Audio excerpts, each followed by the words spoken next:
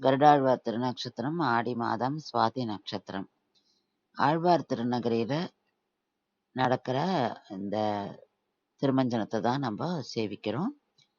இங்க கருட சன்னதி ரொம்ப முக்கியம். ஏன்னா ஒரு தடவை முஸ்லிம் இன்வேஷன் போது நம்மாழ்வார் விக்கிரகத்தை இங்கேருந்து பாதுகாப்புக்காக வேற ஒரு ஊருக்கு எடுத்துன்னு போறா. அப்படி ஊர் ஊரா போறா. அப்போ ஒரு இடத்துல பாதுகாக்க வைக்கிற ஒரு காட்டுல இந்த படையெடுப்பெல்லாம் முடிஞ்சதுக்கு அப்புறம் இவ திருப்பியும் நம்மாழ்வாரை கூட்டுன்னு ஏழை பண்ணிட்டு இங்க திருப்பியும் பிரதிஷ்டை பண்றதுக்காக போய் தேடுறா. அவளுக்கு அந்த காட்டுல எங்க வச்சோன்னு தெரியல.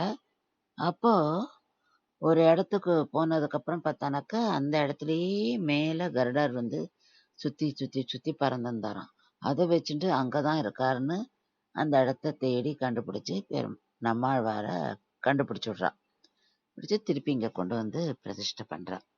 அதனால இங்க இருக்கிற அந்த வெளி மதில் சுவர் மேல இருக்கிற அந்த கருடருக்கு திருமஞ்சனம் இந்த நாள்ல மிக விமர்சனையா நடக்கும்.